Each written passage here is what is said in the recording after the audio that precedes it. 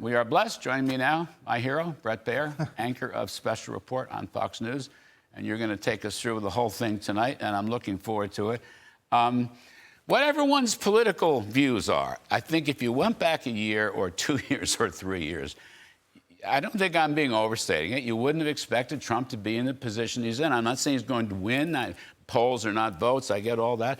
But you wouldn't expect him to be where he is. What do you think, Bret? No, a tremendous comeback politically. And I think that even 6 months ago, you would have said, boy, this is going to be somebody else's race, Ron DeSantis, Nikki Haley, whomever.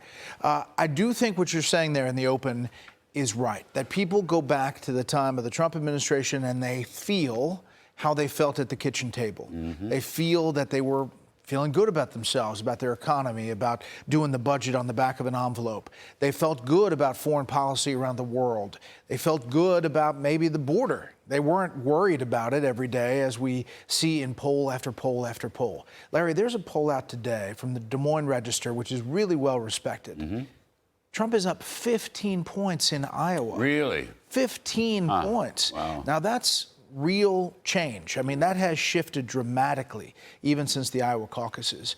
And I think you look at these recent polls, and clearly the former president's in the pole position heading into the rest of the race. I mean, part of this got to be Biden's failures. I mean, I'm looking at our Fox poll numbers, and I think they're very revealing. And again, I repeat that polls are not votes. They're polls. But they're snapshots in time of what folks may be thinking.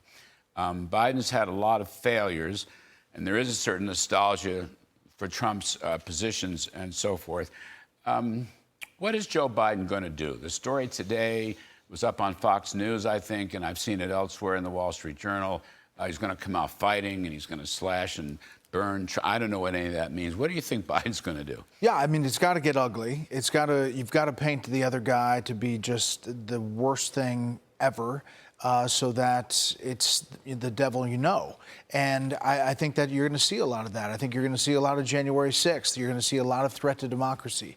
You're going to see a lot of that. I think in the State of the Union address, he's going to try to hit on the economic numbers that are good, that, he can tell the story. But there are other numbers that are really concerning, like credit card debt up 40%. I mean, that's a big number that I know people are worried about. I mean, coming out and slashing Trump just does, I mean, that's what everyone does to Trump all the time, 24/7. It doesn't sound like much of a strategy to me. Conrad Black may have, I mean, I think the legal warfare thing, but that may not be paying off either. Well, clearly it's not paying off in the Republican primary. It hasn't moved the needle there. In how it affects independents and suburban women, I think we don't yet know how these other cases pan out, but clearly the early stuff has only solidified support and maybe painted the picture that he tells that it's a political hack job. Yeah, I know. Nikki Haley will probably retire from the race tonight. She has no plans. She has no events. She has no nothing. Our friend Jimmy Fallon said she's going to be recruited for Dancing with the Stars. What do you see for Nikki Haley after tonight? Oh, she doesn't have any ads. That was a joke. Yeah, I know. She doesn't have any ads planned. We don't have any speech planned tonight. So that's sort of what we heard from Florida Governor DeSantis in the final day as well. I think that's where it is. I think what's crucial is, how the former president talks about her supporters, is magnanimous or not, to try to unify the party, because that's really what the question is. Will the disaffected Republicans and independents who are skeptical of Trump come home in the end for the general election? People love the unity message. I really think they love. The best one he had was the one in Iowa. They loved that unity message.